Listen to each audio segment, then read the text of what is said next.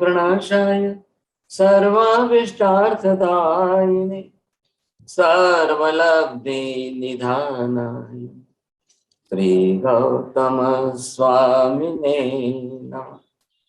श्री सुधर्म स्वामिने नमः।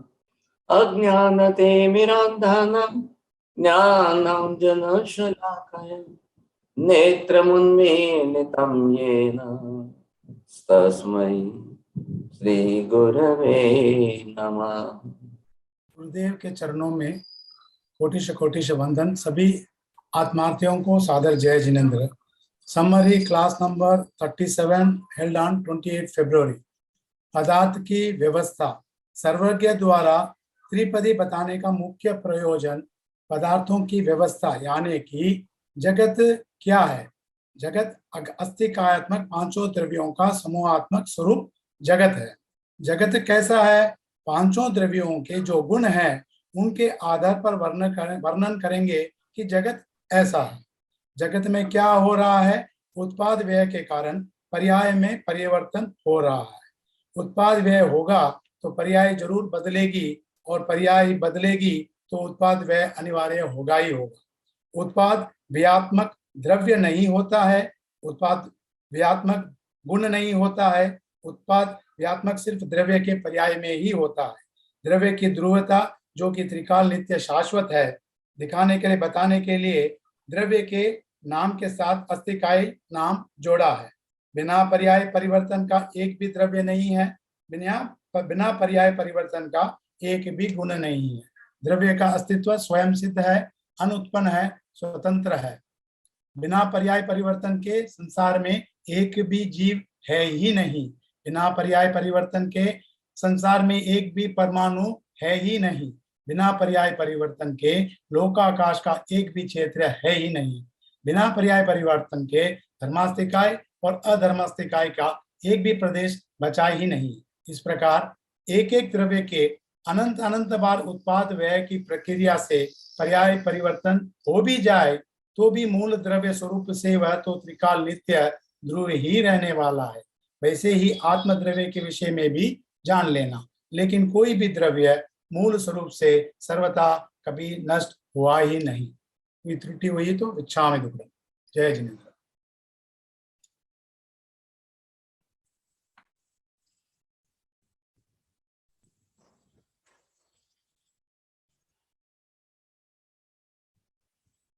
जी बहुत बहुत धर्म लाभ आपको, बहुत आशीर्वाद।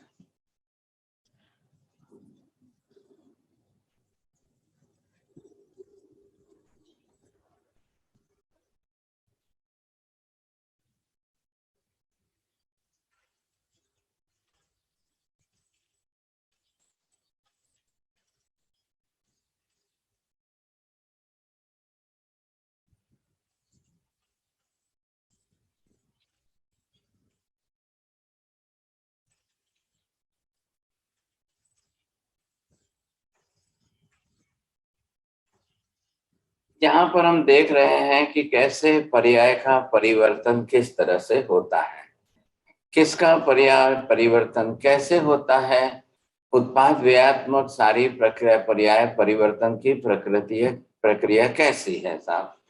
अब इससे आपको ये विशेष रूप से ख्याल आ सकता है। अब ये जो भी प्रक्रिया मैंने यहाँ पर प्रस्तुत की है, तो अब आप देखिए कि पर्याय परिवर्तन किस तरह से कैसे होता है। अब सवाल किसका है कि ये जो तीनों द्रव्य है,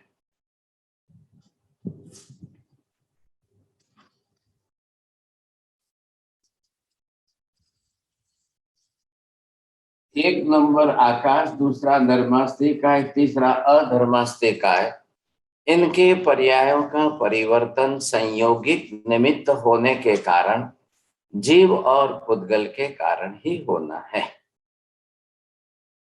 इसके सिवाय ये अपने द्रव्य अपने आप में स्थिर है, स्थिर स्थायी द्रव्य है और अक्रिय द्रव्य है। स्वयं सक्रिय नहीं होने के कारण जब स्वयं कोई क्रिया नहीं कर पाते हैं तो फिर इनका पर्याय परिवर्तन संयोगिक होने में संयोग या तो जीव का या पुद्गल का, इन दोनों के कारण ही होना है। अब ये भी है धर्म अधर्म धर्मास्ति काय के अंदर भी जितनी बार जो है जीव और उद्गल परमाणु गति करेंगे उसी हिसाब से इनके अंदर भी पर्याय परिवर्तन होता ही रहेगा। अब चाहे अनंत बार हो चाहे जितनी बार हो, लेकिन नियम ये है कि पर्याय के परिवर्तन होने से मूल द्रव्य का नाश कदापि होता ही नहीं है। मूलभूत द्रव्य त्रिकाल नित्य है, शाश्वत है, अनादि अनंत काल अस्तित्व वाले हैं, इसलिए मूल द्रव्य का सर्वथा नाश कभी नहीं होता है। तो मूल द्रव्य के बारे में जो शब्द प्रयोग किया गया है वो ध्रुव है। ध्रुव का सीधा अर्थ है कि नित्य है।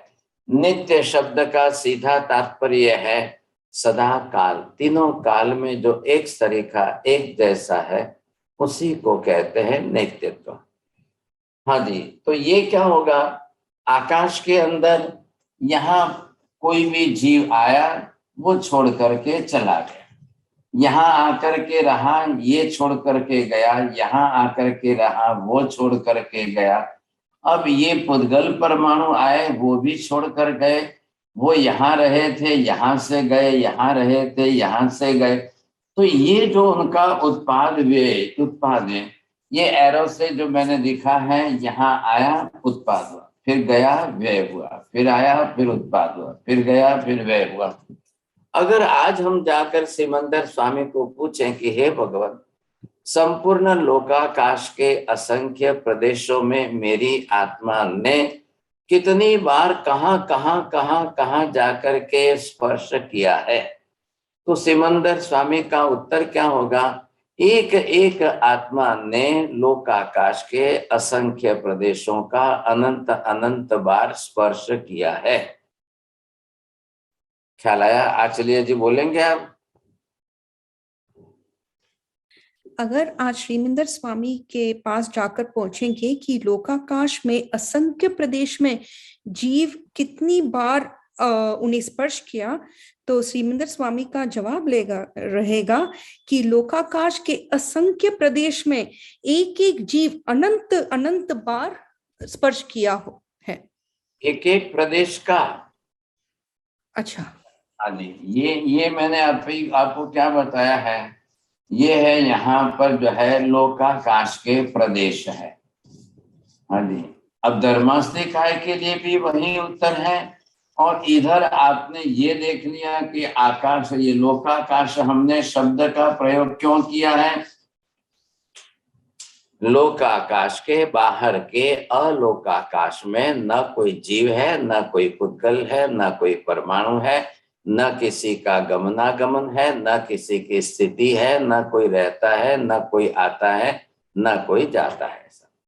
ये बाहर का अलोकाकाश। अब वो तो अनंत है, लेकिन अब आप यहाँ पर ध्यान से देखेंगे कि ये जो बीच का लोकाकाश का क्षेत्र है, अब ये हो गई इसके प्रदेशों की रचना। अब प्रदेशों की संख्या कितनी बताई, सिर्फ असंख्य है। जीवों की संख्या लोकाकाश में कितनी है, अनंता अनंत है। परमाणुओं की संख्या जगत में कितनी है, लोक में, अनंता अनंत है। और प्रत्येक जीव जन्म मरण करते हुए स्थानांतर करता ही है। सब क्षेत्रांतर गमन, स्थानांतर गमन, पर्यायांतर गमन, रूपांतर गमन, कालांतर गमन। अब ये शब्द हमको सब सीखने तो पड़ेंगे। यहाँ क्या हो रहा है, आकाश के अंदर आपको क्षेत्र मिल रहा है। आकाश का काम क्या है, आकाश तो स्वयं निष्क्रिय है, उसका गुण जो है वो है अवगाहना प्रदायक गुण है। अवगाहना प्रदायक गुण होने के कारण अब जीव भी उसका अवगाहना प्रदायक लेकर के यहाँ रहा है, यहाँ रहे हैं, यहाँ पर आए। मैं अपनी बात, खुद की बात करता हूँ, प्रत्येक जीव अपनी खुद की बात करे, तो ये कितनी बार वहां जाकर के जन्म लेकर के रहा है,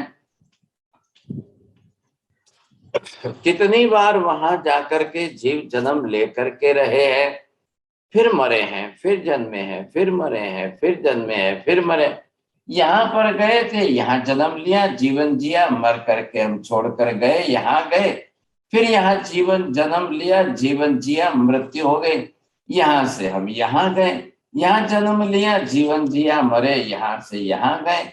अब चाहे वो आप एक इंद्रिय के भव में गए हो, चाहे दो इंद्रिय के भव में गए हो, चाहे तीन इंद्रिय के भव में, चाहे चौरेंद्रिय के, चाहे मनुष्य के, चाहे तिर्यंत के, चाहे देवी देवता, चाहे नार के, जिस किसी में गए हो, कर्म जीव के अपने हैं।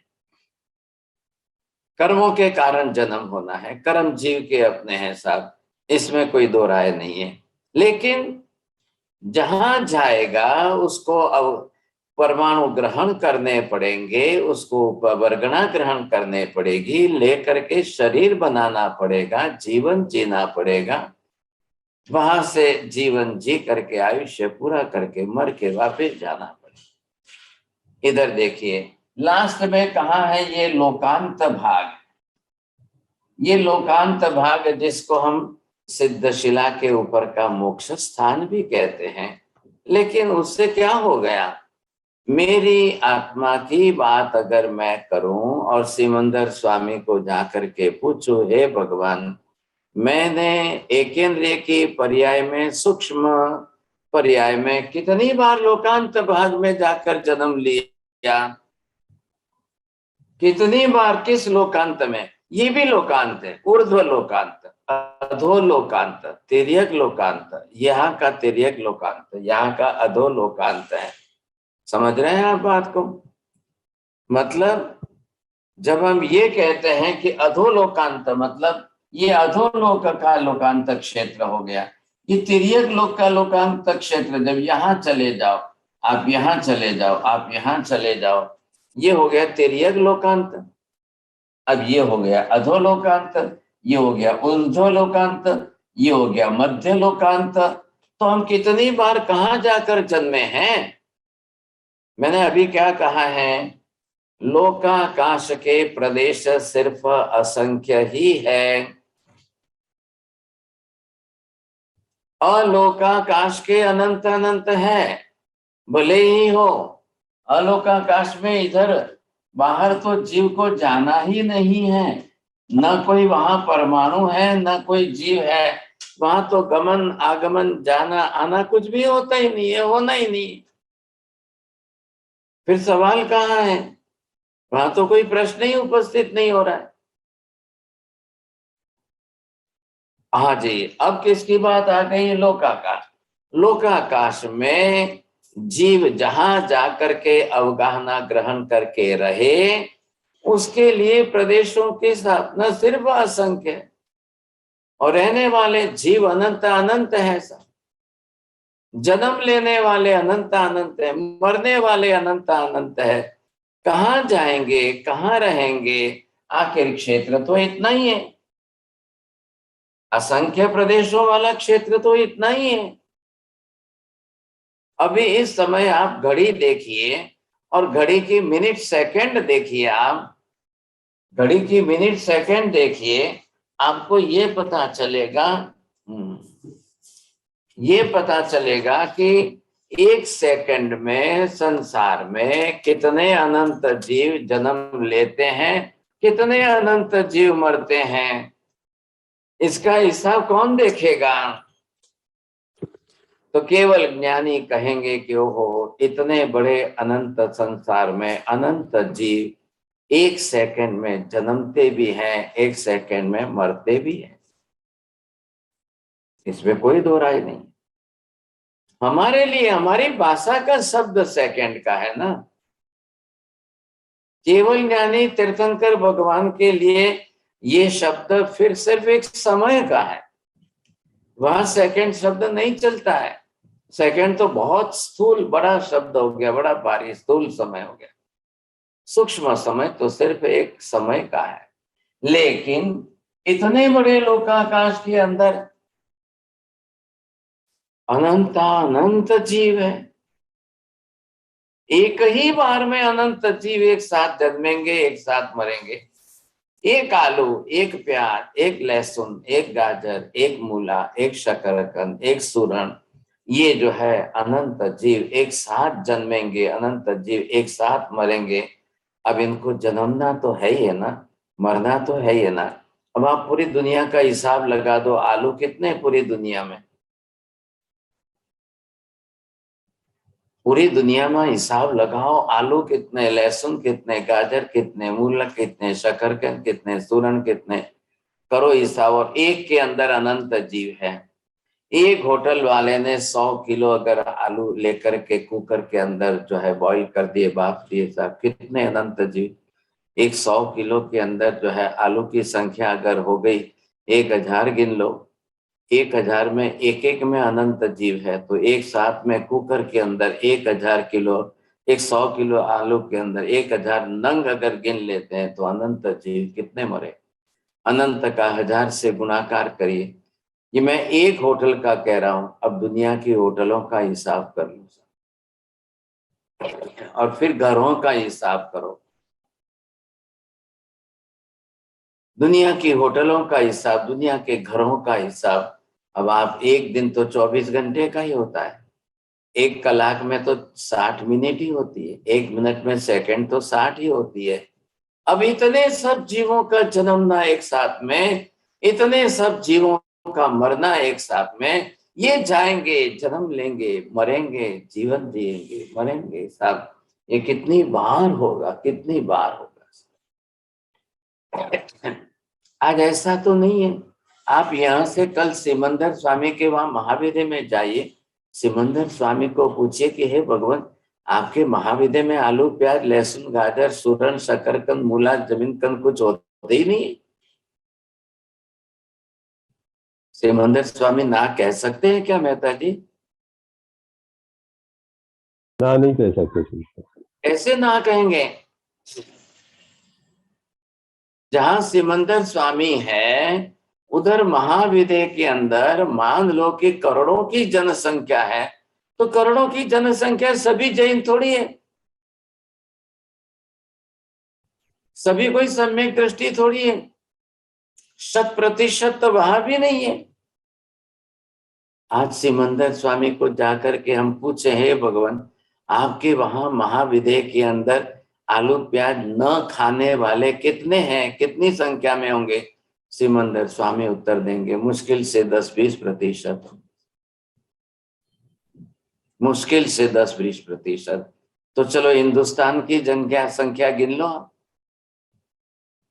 हिंदुस्तान की इस समय एट प्रेजेंट वर्तमान में 135 से 137 करोड़ की जनसंख्या है।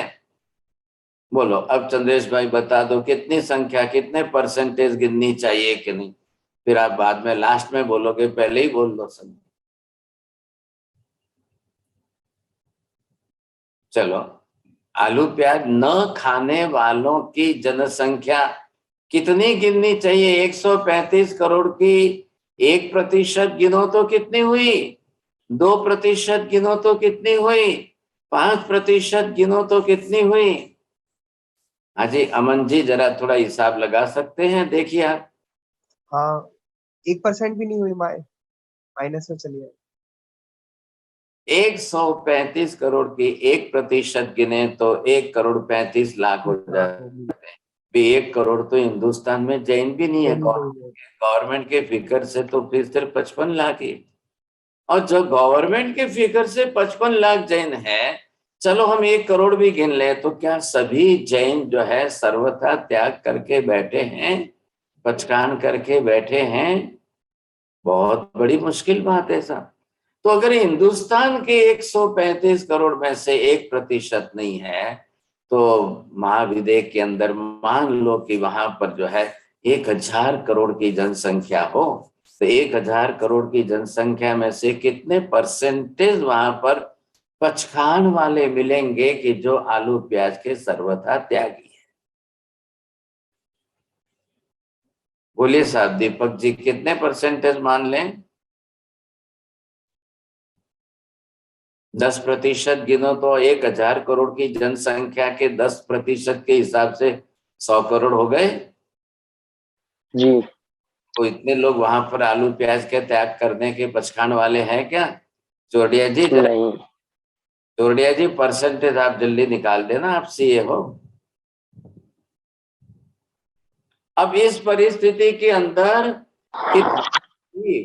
कितने अनंत जीवों का कितनी जल्दी मरण होगा, कितनी जल्दी उत्पत्ति होगी, कितना जल्दी उनका जन्म होगा, कितनी जल्दी मरण होगा।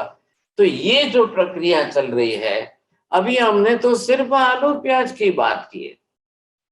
अब कितने प्रकार के जीव हैं? 84 लाख जीव योनियों के अंदर सब मिलाकर के 563 प्रकार के जीव हैं। अब सबका जन्म मरण होना है, सबका जन्म मरण होना है। संसार में बिना जन्म मरण का एक भी जीव होता ही नहीं है।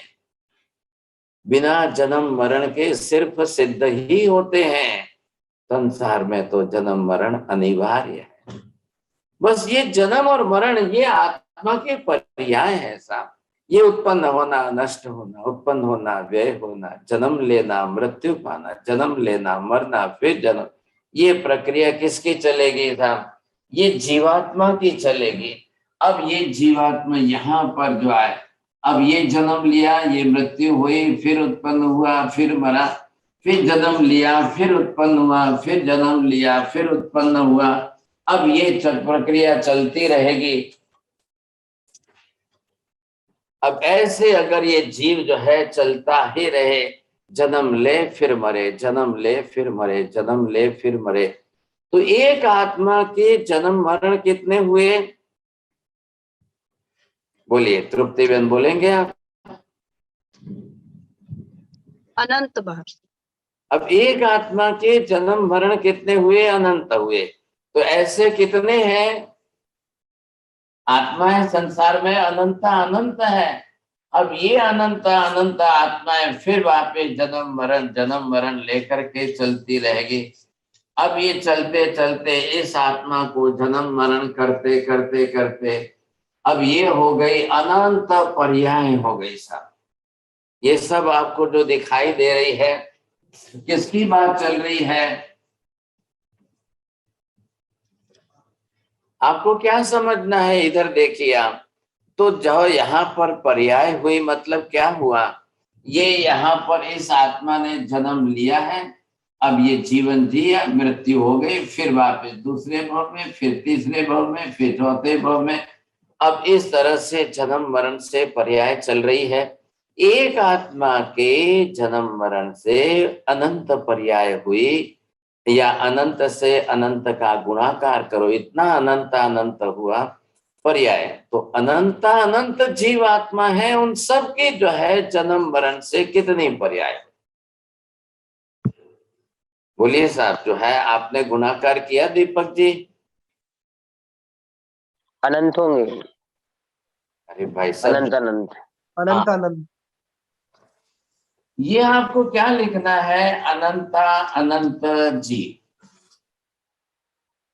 और इतने अनंत अनंत जीव और इनकी पर्याय। अब एक एक की पर्याय अनंत अनंत पर्याय है, तो आप कितनी पर्याय गिनोगे सर? कितना हिसाब हुआ सर? और ये क्रम चल रहा है। आज हम सिमंदर स्वामी को जा करके पूछें कि हे भगवान, पूरे लोक के अंदर, जरा ध्यान से सुनना था, पूरे लोक के अंदर एक दिन नहीं, एक कलाक नहीं, एक मिनट नहीं, एक सेकंड ऐसी कौन सी खाली गई कि जिस समय किसी भी जीव का जन्म मरण हुआ ही ना हो? बोलिए कानन बेन, प्रश्न क्या है? ख्याल आया? सर, सिमंदर स्वामी को पूछना है कि एक पल संसार में बोला तो म्यूट अनम्यूट करना है। बस वही संभालना और कुछ नहीं करना। जरा आयुष जी आपका वही है ना, तो कंप्यूटर देखें पहले करें सही फाइनल। आयुष जैन, आपका म्यूट रखिए, बंद रखिए, सबको डिस्टर्ब हो रहा है। सर, आपने पूछा कि हमें सिमंदर स्वामी से यह पूछना है कि कोई एक समय, कोई या एक पल ऐसा हो जहाँ पे ये कोई अनंत जीव का जन्म या मरण मृत्यु ना हुआ हो, ऐसा कोई क्षण। पूरे लोक के अंदर पूरे से लोक के अंदर एक सेकंड ऐसे खाली गई क्या जब कोई जन्मा ही नहीं, कोई मरा ही नहीं, किसी का जन्म मरण हुआ ही ना हो। एक समय, सेकंड तो हमारे लिए बहुत बड़ी बात है, एक समय की बात देख लो तो भी सिमंदर स्वामी ना कहेंगे। अब सिमंदर स्वामी को दूसरा प्रश्न पूछा गया, हे भगवान, एक समय के अंदर पूरे लोक के अंदर कितने जीवों का जन्म मरण हुआ? चौरडिया जी बोलिए, कितना?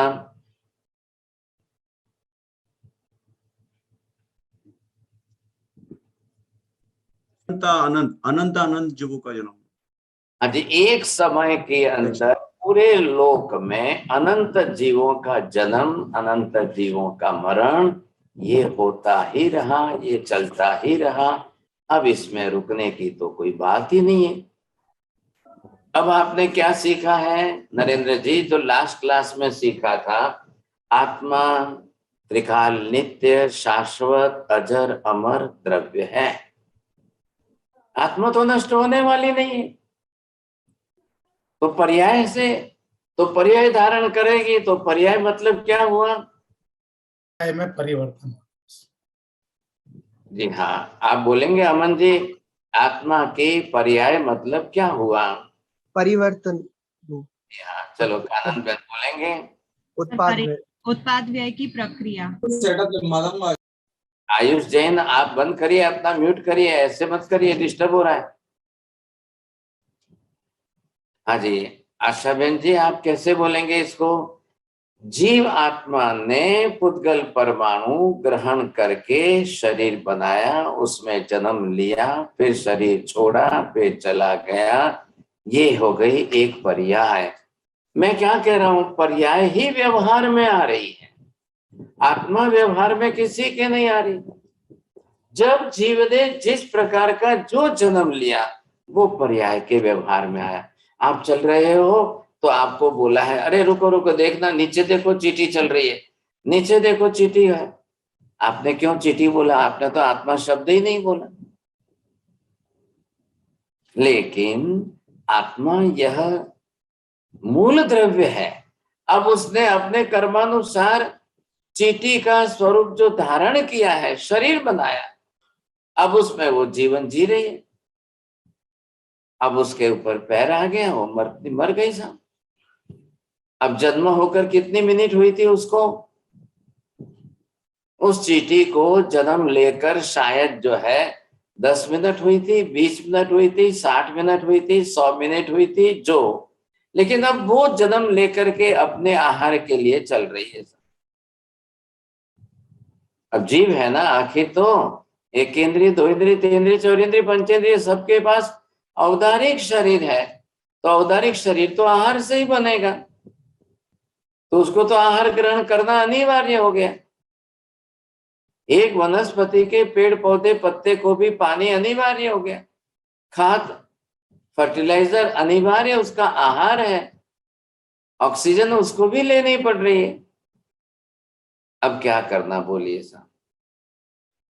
एक चींटी बेचारी जन्मी है, अभी उसको 60 सेकंड हुई है या 60 मिनट हुई है, और चलने वाले का पैर उसके ऊपर आ गया, अब वो बेचारी मर गई। अब मर के जाके दूसरा जन्म लेगी, मर के शरीर छोड़ेगी और दूसरा शरीर बना के जन्म लेगी। अब उसके बीच में अंतर कितना रहेगा? 1 सेकंड रहेगा, आधी सेकंड रहेगा, 5 सेकंड रहेगा। अब वो चाहे 10 समय का रहे, चाहे 2 समय का रहे, कि 1 समय का रहे, कि 3 समय का रहे, उसको तो जाके जन्म लेना ही। अब उसकी तेंद्रिय काय की स्थिति पूरी नहीं हुई, वहां तक वो चींटी का जीव तेंद्रिय तेंद्रिय तेंद्रिय तेंद्रिय तेंद्रिय तेंद्रिय तेंद्रिय बनता ही जाएगा, जन्म लेता ही जाएगा, जीवन जीता ही जाएगा, जीवन चलता ही जाएगा। सब क्या करना बोलिए? फिर किसी के हाथ से मरेगा, फिर किसी तरीके से मरेगा, फिर किसी तरीके से मरेगा, फिर तरीके से मरना ही मरना है। आपको भी सुनकर शायद हैरानी हो जाएगी, वे कई देशों के अंदर तेंद्रिय जीवों को यूं खरल में लेकर के बग जो होते हैं उनको पीसते हैं, उनको पीसते जाते हैं, पीसते जाते हैं, उनका ब्लड जो निकलता जाता है उसमें फिर वो दूसरे केमिकल्स डालते जाते हैं, उसके रंग करके कलर लाते हैं, सब कलर बनाते जाते हैं। और ऐसी चीजें दुनिया के व्यवहार में बहुत आ रही है साहब, अब बहुत आ रही है। कभी जाके कैडबरी की कंपनी को पूछो कि चॉकलेट का रंग ऐसा ब्राउन कलर क्यों बनाते हैं साहब। कितने वर्षों से आप देख रहे हो चॉकलेट कैडबरी का कलर ऐसा है। अब वो कितने कॉकरोच उसमें डालते हैं, कितने कॉकरोचों को पीस करके ग्राइंड करके कितने कॉकरोच डाल करके कितनी प्रकार की चॉकलेटें बन रही है। क्या करना, क्या कैसे करना, सोचिए आप। अब इतनी जीव हिंसा होगी, अब वो तो मरेंगे, दूसरे मारेंगे उनको। वो मरना मारना जीव हिंसा उस जीव को तो दुख हुआ कि नहीं हुआ। मरने वाले जीव को जो पीसा गया उसको पीड़ा कितनी हुई है साहब। वो मारने वाला उस कर्म का भागीदार होगा कि नहीं होगा, निश्चित रूप से होगा सर। यही तो बता रहे हैं। अब जीव तो पर्याय देखिए, मैंने अभी कहा है आपको कि आत्मा त्रिकाल नित्य शाश्वत द्रव्य है, वो नष्ट तो होनी नहीं है। फिर आप बोलोगे हमको पाप क्यों लगा, आत्मा तो त्रिकाल नित्य है, फिर हमको पाप लगने का कारण क्या है। जीव तो मरता ही नहीं है तो फिर पाप क्यों लगा। बोलिए प्रवीण जी, क्या उत्तर देना चाहते हैं। चलो इनका ध्यान नहीं। रसीला बहन बोलसो तुम्हें, ये बात तो सही है ना कि आत्मा तो मरी नहीं है, आत्मा तो अजर अमर त्रिकाल नित्य शाश्वत द्रव्य है। उसके प्रेजेंट शरीर से उससे वंचित किया, पर्याय से वंचित किया, मानसिक वेदना हुई, उस सब उसका पाप लग रहा है। अरे चींटी मकोड़े को मानसिक मन है ही नहीं, तो फिर कहाँ मानसिक वेदना की बात है। उसको शरीर से नष्ट किया उसका। तो ये बोलना है कि वो चाहे जिस शरीर में कोई भी जीव, उस शरीर को छुड़ाने में आपने जो कुछ भी किया है, उसके अंदर उसको दुख जो हुआ है, वेदना जो हुई है, पीड़ा जो हुई है, वो त्रास कितना था, इसलिए हमको पाप लगा है। जीवात्मा परमानेंट है, इसका मतलब ये नहीं कि आप किसी को भी मारते ही जाओ मारते ही जाओ। जिस समय जो जीव जिस शरीर में आ जाता है, अब वो उस शरीर के अंदर रहता है, उस शरीर में से अकाल उसको छुड़ाना, मार करके उसको निकालना, तो शरीर के साथ जो बनाया तो वेदना पीड़ा तकलीफ तो जीवात्मा को ही होने वाली है।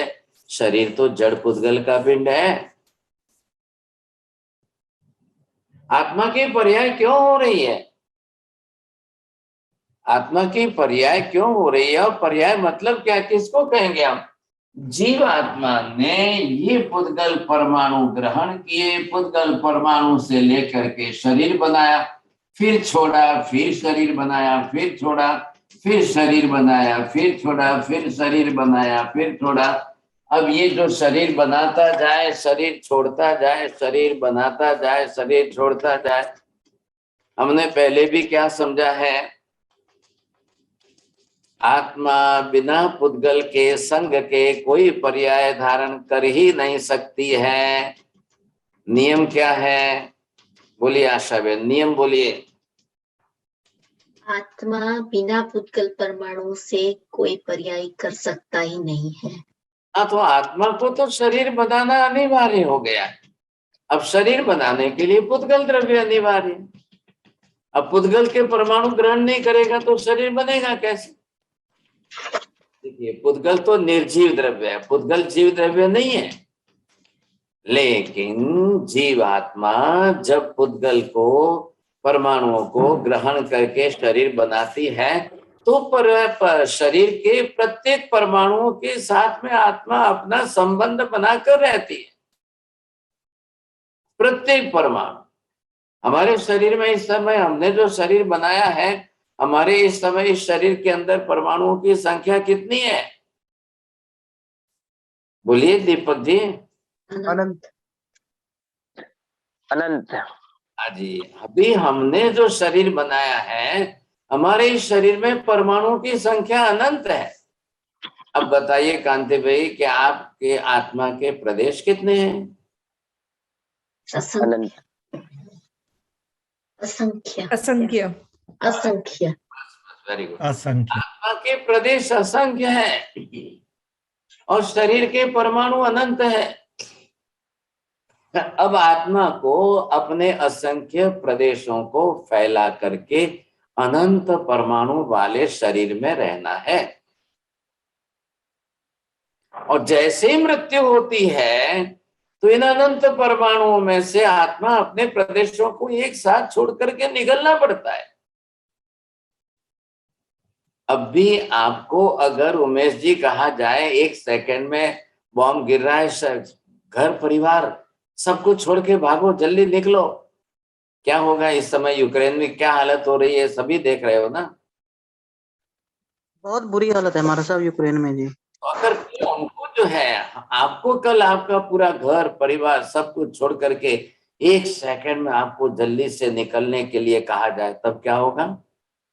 बेहद मुश्किल होगी जी। तो इतने बड़े अनंत परमाणुओं वाले इस शरीर में से आत्मा को 1 सेकंड में फटाक से छोड़ करके निकलने के लिए मजबूर किया जाए तो उसको दुख, वेदना, पीड़ा कितनी होगी। तो सिमंदर स्वामी कहते हैं कि मृत्यु के समय की वेदना और जन्म के समय की वेदना, ये 2 वेदना तो केवली भगवान भी शब्दों में व्यक्त नहीं कर सकते हैं। आप शब्द सुनिए, ध्यान दीजिए। शब्द क्या शब्द बोले हैं? भारती बहन बोलिए।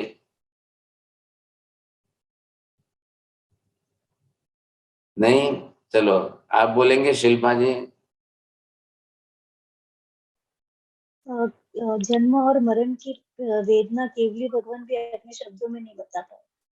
तो संसार में सबसे बड़ा दुख किसमें है? जन्म में और मरण में। जन्म का मतलब शरीर धारण करके और मृत्यु का मतलब शरीर छोड़ करके। अब दोनों की प्रक्रिया के अंदर इतना दुख है, इतना दुख है, बाकी के सब दुख इन दुखों के सामने छोटे। हाथ कट गया, पैर कट गया, एक्सीडेंट हो गया, वो सारी वेदनाएं जो है वो जन्म मरण के दुख के सामने बहुत छोटी है साहब। अब आप देख लो यूक्रेन के अंदर जो है, इधर बॉम्ब गिर रहा है, उधर बॉम्ब गिर रहा है, इधर मिसाइल गिर रही है, इधर मिसाइल गिर रही है, कोई रोज के मर रहे हैं, रज के मर रहे हैं, कोई हिसाब ही नहीं। अब इतने लाखों करोड़ों की जनसंख्या वाला देश पूरा जो है कब्रिस्तान बनता जा रहा है, शमशान बनता जा रहा है। क्या परिस्थिति है? परिवार में लोगों को छोड़ के भागना पड़ता है। छोटे छोटे बच्चे हैं साहब, बच्चों को हाथ में लेकर उठा करके भागना है। अब प्राण तो बचाने हैं साहब, प्राण तो बचाने हैं, ये तो बात निश्चित है। 10 वैकालिक आगम के अंदर महावीर स्वामी ने ये शब्द रखे हैं, सवे जीवावि इच्छन्ति जीवियों न मरित जीव। संसार में सभी जीव जीना चाहते हैं, कोई मरना नहीं चाहता है। तमहा पाणी वहम घोरम निगंथा वज्जयंतिणम। इसलिए हे प्राणी, किसी भी रूप में किसी भी जीव को न मारना, किसी भी जीव को मरने नहीं देना, अपनी तरफ से अपने हाथ से न मारना, यही सबसे बड़ा धर्म है।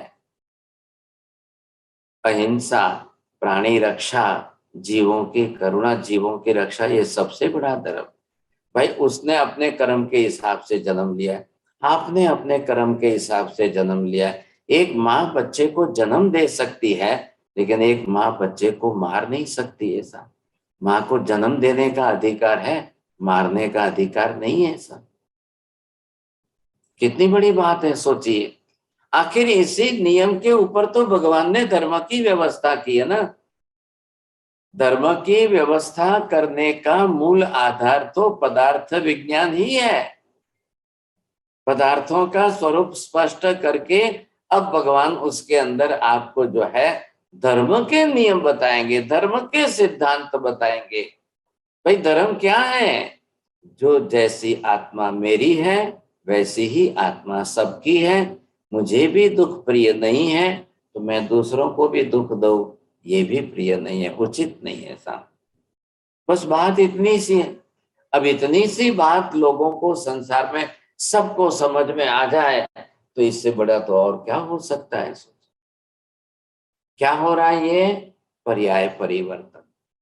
वही आत्मा, इधर देखिए, एक ही आत्मा, मेरी ही आत्मा जो है इधर से चली तो ये जन्म लिया, फिर शरीर छोड़ा, फिर जन्म लिया, फिर शरीर छोड़ा, फिर जन्म लिया, फिर शरीर छोड़ा, फिर जन्म लिया। अब ये एक के बाद एक, एक के बाद एक, एक के बाद एक, एक के बाद एक। अब इन पर्यायों की संख्या गिनने बैठे, आज जाके सिमंदर स्वामी को पूछे तो सिमंदर स्वामी कहेंगे एक एक जीव ने अनंत बार पर्याय धारण कर लिए, और एक एक जीव ने अनंत बार पर्याय बनाए छोड़े, फिर बनाए फिर छोड़े, फिर बनाए फिर छोड़े। अब आत्मा तो त्रिकाल नित्य शाश्वत है। त्रिकाल नित्य शाश्वत का मतलब ये हो गया कि आत्मा के असंख्य प्रदेशों में से अनंत अनंत काल में एक भी प्रदेश खंडित होकर विभाजित होगा ही नहीं, अलग होगा ही नहीं। आत्मा के द्रव्य स्वरूप का नुकसान जरूर नहीं है, लेकिन आत्मा की पर्याय जो अनंत अनंत बदलती गई, उसमें कितनी बार दुखी हुआ। एक जीवात्मा कितनी बार दुखी हुई?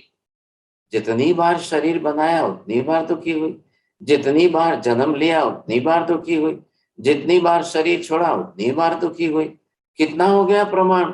अनंत बार जन्म लिया, अनंत बार मरण हुआ, अनंत बार जन्म लिया, अनंत बार मरण हुआ। ये क्या हुआ सब? ये क्या हुआ सब? जन्म मरण ही तो हुआ है। तो जीव ने जन्म मरण के करते करते करते दुख कितनी बार भोगा है, दुख कितनी बार भोगा है। बस इतनी सी बात अगर सबको समझ में आ जाए तो ऐसा मोक्ष, मोक्ष किसको कहेंगे? जहां सर्वथा जन्म ही न हो, जहां सर्वथा मरण ही न हो, जहां जीवात्मा को कभी पुद्गल परमाणु ग्रहण करना ही न पड़े, जहां जीवात्मा को द्रव्य पर्याय धारण करनी ही न पड़े, उसी का नाम मोक्ष है। या उसको इस भाषा में कहिए कि जीवात्मा का बिना पुद्गल के संग का अपना स्थिर स्थायी स्वरूप ही मोक्ष है। अरे ये बात ध्यान में आ रही है? बोलिए भारती बहन, बोलेंगे शब्द? मत्यनंदा साहिब जी, ऐसा स्थान जहाँ पे जन्म मरण करना ही न पड़े, पुद्गल का संग करना ही न पड़े, और आत्मा अपने स्वयं के रूप में चिर स्थायी समय तक वहाँ स्थिर रह सके। हाँ जी, बहुत अच्छा है। देखिए, तो ये आत्मा मोक्ष हम किसको कहेंगे? ये मोक्ष का स्वरूप आ गया। अब ध्यान दीजिए, मोक्ष का सुख कितना, मोक्ष का सुख कैसा, बस तो यही देख लो। यहाँ अनंत बार हम जन्म मरण करके दुखी हो रहे हैं, और वहां पर आपको एक बार भी जन्म लेना ही ना पड़े, मरना ही ना पड़े। अब इससे बड़ा सुख और क्या हो सकता है? आपने सुख किसमें समझा है? गाड़ी बंगला मकान। अरे भाई साहब, ये तो कुछ भी नहीं है, ये उसके सामने कुछ भी नहीं है। गाड़ी बंगला मकान, इससे क्या सुख होता है? खाना पीना शरीर सुख, ये शरीर का सुख वहां काम का नहीं है। अब ये पर्याय धारण करना है, कितनी पर्याय हो गई, थोड़ा सा इधर ध्यान से देखना। चलिए, हमने ये तो पर्याय किसकी बताई? आत्मा की। लेकिन अब आत्मा ने पुद्गल द्रव्य ग्रहण किया और इसकी पर्याय बदलाई। अब पुद्गल द्रव्य जा करके आत्मा के साथ चिपके, पुद्गल द्रव्य आत्मा ग्रहण करके फिर छोड़े, फिर वापस ग्रहण करे, फिर छोड़े, फिर ग्रहण करे, फिर छोड़े, तो ये जो है पुद्गल द्रव्य की पर्याय कितनी बदलती जाएगी तब? अब ये किसकी? पुद्गल द्रव्य की पर्याय का परिवर्तन चल रहा है। कितनी बार हो गया ऐसा? परमाणु में से स्कंधात्मक हमारा शरीर बना, फिर छूटा, फिर शरीर बना, फिर छूटा, फिर शरीर बना, फिर छूटा। औदारिक वर्गणाएं ली, छोड़ी, श्वासोश्वास वर्गणाएं ली और छोड़ी, भाषा वर्गणा के पुद्गल परमाणु लिए और छोड़े, कार्बन वर्गणा के पुद्गल परमाणु लिए और छोड़े। अरे अरे, 8 प्रकार की वर्गणाओं के परमाणुओं को हमने लिया छोड़ा, लिया छोड़ा, और इस तरह से ये चक्र चलता ही रहा, चलता ही रहा, चलता ही रहा। ध्यान दीजिए, जैसे आत्मा अनंत अनंत जन्म मरण करे तो भी आत्मा मूल द्रव्य के रूप से शाश्वत त्रिकाल नित्य है। ठीक उसी तरह ही परमाणु भी अनंत अनंत बार कोई भी पर्याय बदले, लेकिन परमाणु मूल द्रव्य के रूप में त्रिकाल नित्य शाश्वत ही है। आत्मा का भी सर्वथा संपूर्ण नाश अनंत अनंत काल में भी कभी होता ही नहीं है। परमाणु का भी सर्वथा संपूर्ण लोप या अभाव या नाश अनंत अनंत काल में कभी होता ही नहीं है। बोलिए अमन जी, कैसे बोलेंगे? परमाणु का भी अनंत अनंत काल में कभी नाश नहीं होता, ऐसी जीव का भी अनंत अनंत काल में कभी नाश नहीं होता। हाँ जी, नाश शब्द का अर्थ क्या बताया? किसका? नाश। नाश का मतलब सर्वथा नाश नहीं है, शरीर से बिछुड़ना है। शाश्वत। नाश शब्द का अर्थ क्या करेंगे? सर्वथा लोप न हो, सर्वथा अभाव न हो, सर्वथा अस्तित्व नष्ट नहीं होता है। ख्याल में अस्तित्व मूल द्रव्य का रहेगा और पर्याय अनंत अनंत अनंत बदलती गई बदलती गई बदलती गई। इतनी अनंत अनंत पर्याय बदलने के बावजूद भी मूल द्रव्य रूप से अस्तित्व बना रहता है। ये है पदार्थ का स्वरूप। अब ये भाई साहब कौन देखेगा, कौन जानेगा? बिना केवल ज्ञाने, बिना सर्वज्ञ के कौन बताएगा सब? संसार की आत्माओं की संख्या अनंत अनंत है, उद्गल के परमाणुओं की संख्या अनंत अनंत है। कहाँ नाश होने वाला है? लोकाकाश के अंदर कितना अनंत अनंत बार हमारा गमनागमन क्षेत्र आदि ग्रहण हुआ। चलो फिर धर्मास्तिकाएं भी समझना है, अधर्मास्तिकाएं को भी समझना है। पांचों द्रव्यों का संयुक्त स्वरूप है संसार। संसार क्या है? संसार कैसा है? संसार अस्थि कायात्मक ऐसे इन पांचों पदार्थों की समूहात्मक संज्ञा रूप है। आ रहा है ख्याल में? बोलिए साहब। आचले जी, भाषा शब्द वापस दोहराएंगे? आपने बताया कि संसार क्या है। संसार बेसिकली अस्थि कायात्मक इन पांचों पदार्थ का मूल रूप द्रव्य है। बोलिए कानन बहन, शब्द छोड़ दिया इन्होंने, देखो। सर, संसार मतलब अस्थि कायात्मक ऐसे 5 द्रव्यों का समूहात्मक संज्ञा स्वरूप है। बस, तो संज्ञा समूहात्मक है, ध्यान रखिए। पांचों द्रव्यों का समूहात्मक स्वरूप संसार है। पांचों में से एक भी कम नहीं हो सकता है और पांचों में एक भी ज्यादा कोई बढ़ ही नहीं सकता है। इतना अनंत अनंत काल बीत गया, इतने अनंत अनंत काल से इस पांचों द्रव्यों का सम्मिलित कंपाउंड फॉर्म जिसको हम कहते हैं संयुक्त स्वरूप है, वो है संसार। एक भी द्रव्य इसमें से घट जाए, कम हो जाए तो संसार की सारी व्यवस्था बिगड़। धर्मास्तिकाय नष्ट हो सकता है क्या? अधर्मास्तिकाय सर्वथा नष्ट हो सकता है क्या? आकाश द्रव्य सर्वथा नष्ट हो सकता है क्या? अब देख लो यूक्रेन के अंदर कितने बॉम्ब फेंक रहे हैं साहब, कितने बॉम्ब फेंक रहे हैं। क्या वहां का आकाश जल गया? वहां की धरती नष्ट हो गई? क्या हुआ? लोग मरेंगे, पशु प्राणी मरेंगे, पक्षी मरेंगे, मकान गिरेंगे, जलेंगे, सब कुछ होगा। वहां का कोई आकाश तो जलता ही नहीं है। आकाश तो कोई नष्ट हुआ ही नहीं, धरती तो कोई नष्ट हुई नहीं।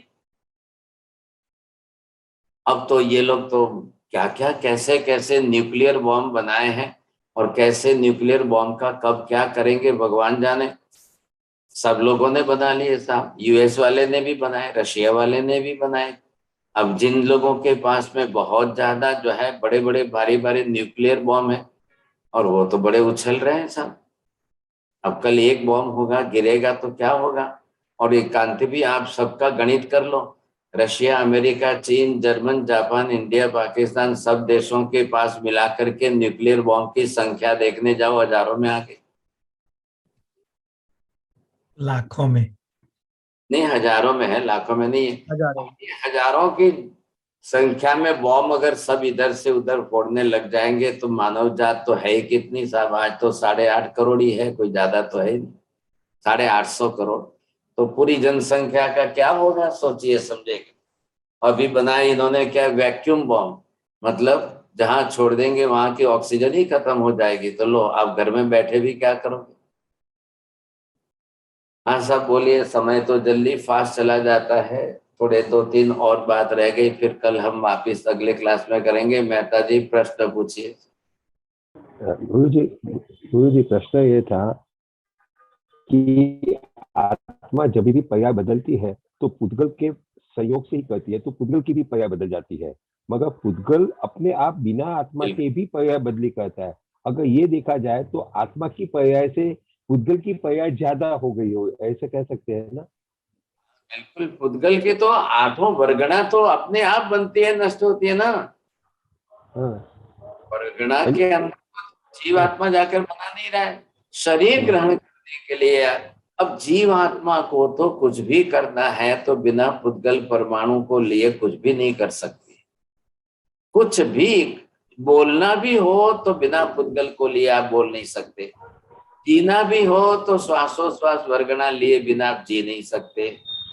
जन्म भी लेना है कि मरना भी है तो पुद्गल के बिना तो कुछ नहीं कर सकते हैं साहब। बस इसी का नाम मोक्ष। मतलब क्या हुआ, पुद्गल का संग सर्वथा छूट जाए, उसी का नाम मोक्ष है। ये कौन से, ये अभी सारी पर्याय जीव की द्रव्य पर्याय हुई। गुण पर्याय तो मोक्ष में भी बदलेगी, लेकिन द्रव्य पर्याय से आत्मा स्थिर हो जाए, अब पर्याय न बदले, शरीर बदले नहीं, ऐसे पर्याय ही तो मोक्ष है, बस और कुछ नहीं है। साहब जी कहना ये था कि पुद्गल की पर्याय आत्मा की पर्याय से अनंता गुना ज्यादा होगी ना, इसी वजह। बिल्कुल जरूर होगी, जरूर होगी, बरोबर है। हाँ जी बोलिए चौड़िया जी।